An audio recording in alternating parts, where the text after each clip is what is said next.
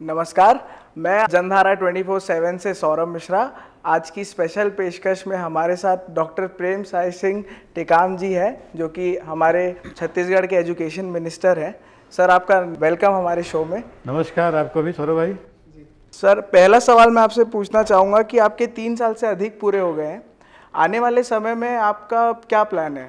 देखिए, सरकार के 3 साल पूरे हो गए हैं और इस बीच में कोविड भी आई। कोविड में आपको पता है कि सारे स्कूल, जितने शैक्षणिक संस्थान हैं, चाहे स्कूल हों चाहे कॉलेज हों, सब बंद कर दिए गए थे जी। तो लेकिन हमारे यहाँ के जो शिक्षक हैं, हमारे यहाँ के जो टीचर हैं, उन्होंने बच्चों को पढ़ाने की जो श्रृंखला थी जी। उसको जारी रखा, ताकि यहाँ के बच्चों को किसी प्रकार की पढ़ाई में कोई नुकसान ना हो। उसके लिए बहुत नवाचार उसमें किए।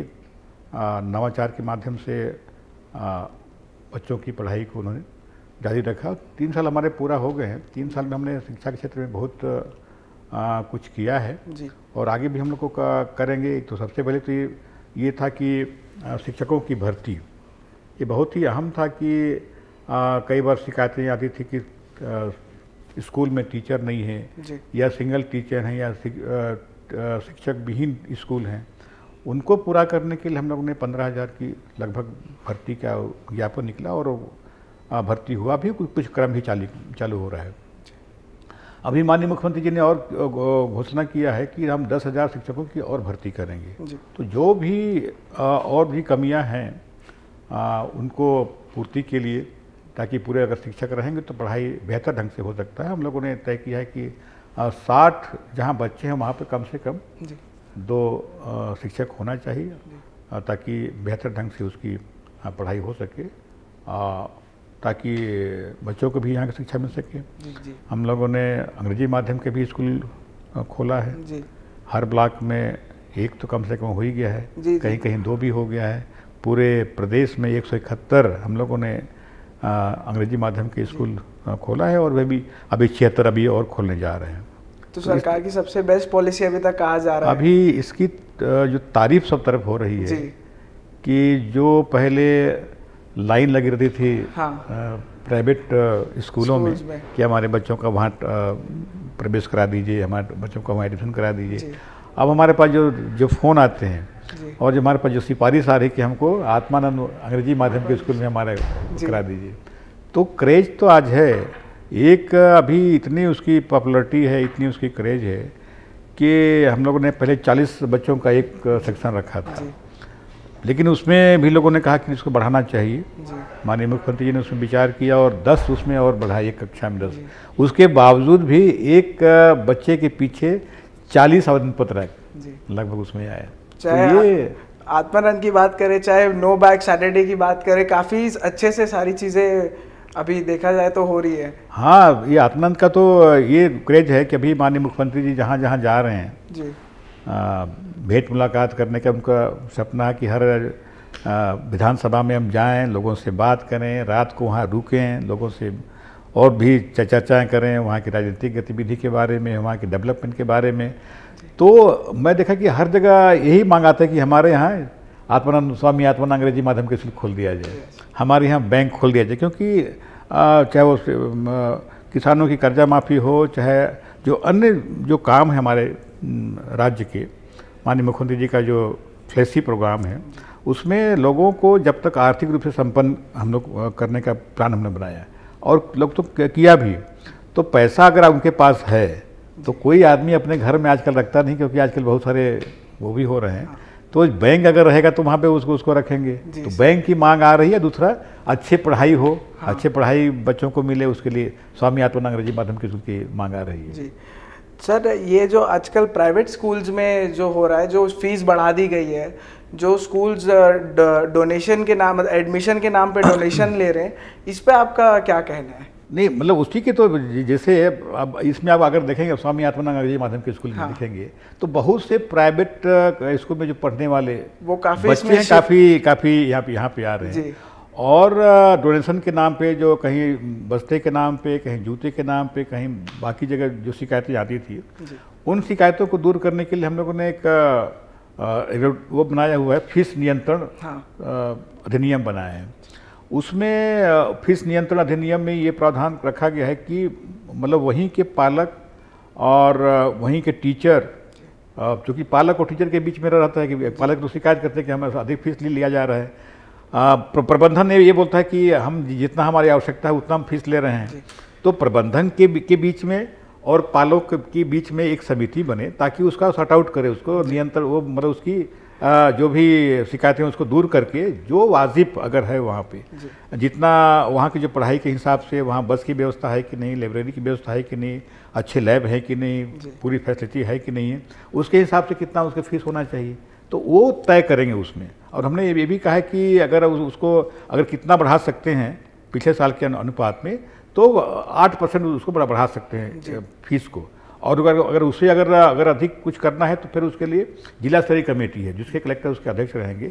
तो हम लोगों ने क्योंकि शिकायत जिनकी रहती है, पालकों की शिकायत रहती है और प्रबंधन का भी वो रहता है, तो दोनों के ज्वाइंट में कुछ प्रबंधन के लोग रहेंगे, टीचर रहेंगे, कुछ प्राइवेट जो आपके निजी पालक रहेंगे, वो उसमें समिति में रहेंगे और वो बैठ कर उसको तय करेंगे। जो अभी न्यू एजुकेशन पॉलिसी निकाली गई है, जो सेंट्रल के तरफ से निकाली गई है, उसको हम अपने स्टेट में कैसे अप्लाई करेंगे छत्तीसगढ़ पे? नहीं, जो नया शिक्षा नीति जो लाया गया है वो तो पूरे देश के लिए लाया गया है जी। और देश में उसको लागू करना है। उसमें एक बात ये कहा गया है कि हम जो आंगनबाड़ी है, आंगनबाड़ी और प्राइमरी स्कूल के जो बीच का एक जो समय रहेगा, उसको हम लोग एक बालवाड़ी के रूप में हम लोग उसको विकसित करेंगे। हम लोग प्रथम स्तर पर हमने ये लिया है कि जहाँ पर एक साथ आंगनबाड़ी और बालवाड़ी एक साथ जहाँ पर हैं, उस स्थान का चयन किया हम लोगों ने किया है ताकि बच्चे प्राथमिक शाला में जाने के लिए तैयार हों। तो वो बालवाड़ी का जो कहलाएगा, जो 5 साल से 6 साल के बीच की उम्र के बच्चे उसमें रहेंगे, उनको तैयार हम कैसे करेंगे, उनके लिए वहाँ पर क्या आवश्यकता होगी, अक्षर पहचानने के लिए, बाकी अंक पहचानने के लिए उनकी व्यवस्था वहाँ पर रहेगी, ताकि वो जो डर होगा कि हम प्राइमरी स्कूल में हम जाएंगे कैसा पढ़ाई होगा नहीं होगा, तो उसके लिए हम बालवाड़ी के रूप में अब ये पूरे प्रदेश में, पूरे देश में लागू होगा। ये शिक्षा नीति में ये रखा गया है। बाकी बहुत से जो मुद्दे हैं शिक्षा नीति को क्रमशः जो आवश्यकता होगी प्रदेश में उसको लागू करेंगे। बैगलेस हम लोग का सोचना ये है कि बच्चा रोज बैग लेके जाता है तो उसके दिमाग में टेंशन रहता है कि हम आज होमवर्क पूरा नहीं कर पाए हैं, पूरा पढ़ के नहीं आए हैं, टीचर आज क्या पूछेगा, क्या टेस्ट लेगा, हम उसको जानकारी मेरे पास है कि नहीं है। तो ये जब तक उसके पीठ में अगर बसता है तो उसको एक मानसिक रूप से उसको चिंता रहती है। तो अगर बैग नहीं रहेगा, बैगलेस रहेगा तो वो फ्री रहेगा, वो मतलब माइंड उसका फ्री रहेगा। तो वहाँ जाके कोई योगा करेगा कोई खेल कूद करेगा, कोई और भी कोई कॉमर्स की बात करेगा, कोई अपने अनुभव बताएगा, तरह तरह की जो चीज़ें होंगी, लोगों में आपस में इंटरेक्शन होगा कि किस प्रकार से हम पढ़ाई। तो ये हम लोगों ने रखा है कि बैगलेस शनिवार के दिन हम लोग रखें।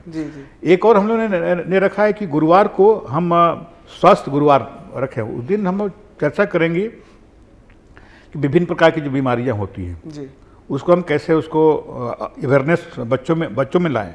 ऐसे कोविड किसी को बता के तो आया नहीं था, लेकिन कोविड आया बिल्कुल किसी को पता नहीं था।